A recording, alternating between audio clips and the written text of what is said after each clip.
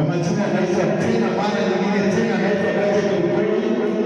Nafanya huduma pale Soli na kanisa la Amanda Free Church chini ya mtumishi Jane Amwani. Bwana asifiwe. Mimi ni mtumishi pastor, pastor mchungaji. Bwana asifiwe. Mungu anatuinua sio? Hata wewe mara kuifanya. Bwana asifiwe. Nataka tuangalie kitu kidogo tu alafu nikae chini. Bwana asifiwe. Tuangalie John 9:24.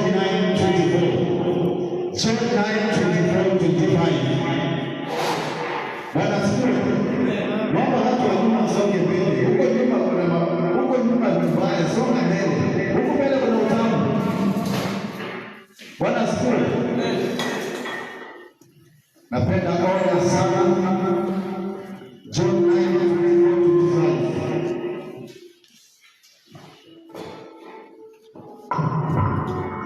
Nani anapata Kiswahili? Kiswahili. Atusomee.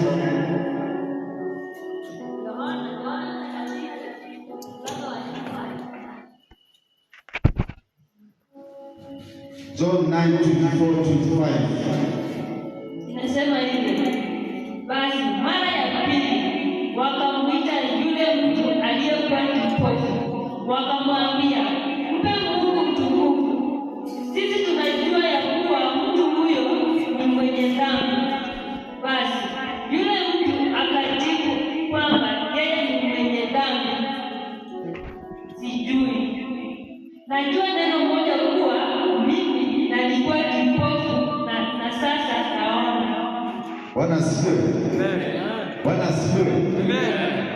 Huyo mtu alikuwa kipofu, alikuwa mtenda dhambi. Bwana asifiwe. Alikuwa mtenda dhambi, hakujua yeye anaweza ona. Bwana asifiwe.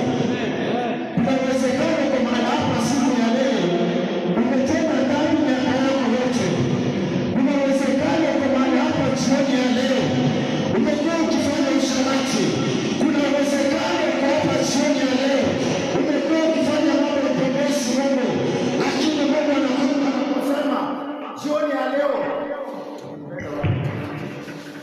Bwana anasema ulikuwa kipofu, sasa nimekufunulia macho.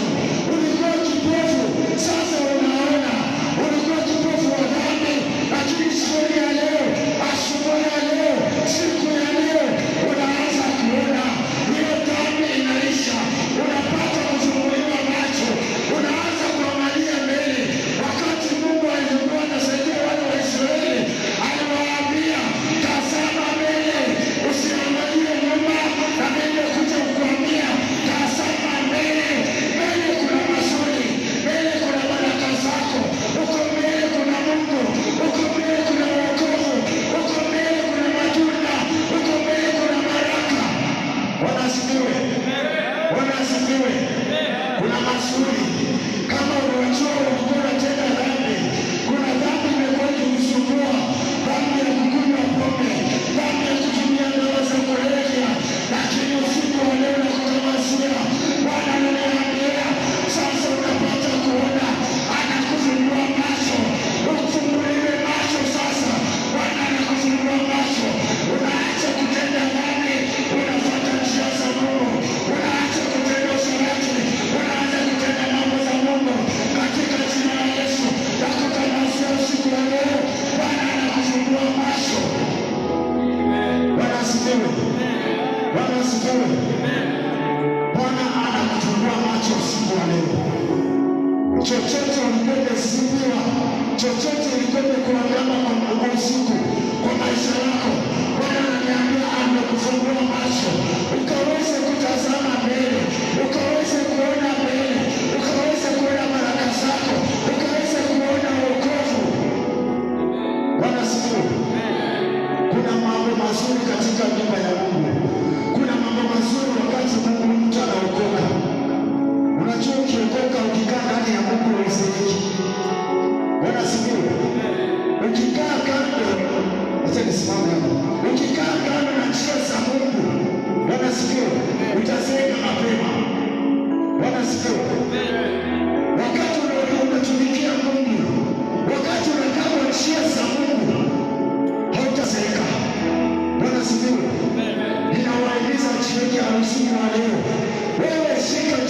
Mungu, shika neno la Mungu, kaa katika njia za Mungu, kaa katika maombezi, kaa katika kufunga na kuomba, naye Mungu atakubariki, Mungu atakutembelea, atakuweka juu.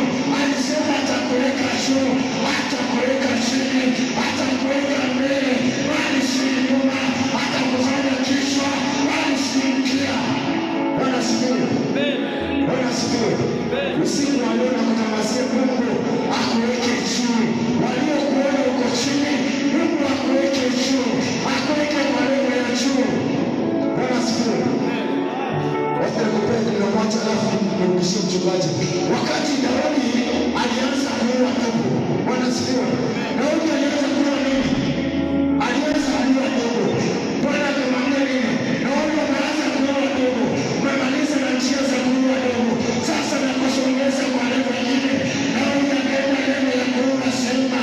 Daudi akamaliza na simba, akaenda sasa kukutana na Goliathi. Bwana asifiwe. Kuna uwezekano levo yako bado ni ya kuua ndugu. Bwana asifiwe. Levo yako bado ni ya kuua ndugu. Omba sana pia Mungu akusaidie, akusongeze levo ya kuua simba. Bwana asifiwe. Bwana asifiwe. Ukifika levo ya kuua Goliathi, utakuwa unaongea na Mungu ana kwa ana. Bwana asifiwe. Bwana asifiwe. Ni mara yangu ya kwanza kueleza mahali hapa, lakini najua nitakuwa nikikuja, nitakuwa nikikuja mahali hapa. Umenikaribisha, umenikaribisha. Bwana na Mungu wangu akaweze kuwabariki. Bwana Yesu asifiwe. Yes, it's the intercession of the man. We have the chosen voices of God. I'm inviting Babs and Amanda. I'm the pastor of the Babs. Bwana Yesu asifiwe. Amen.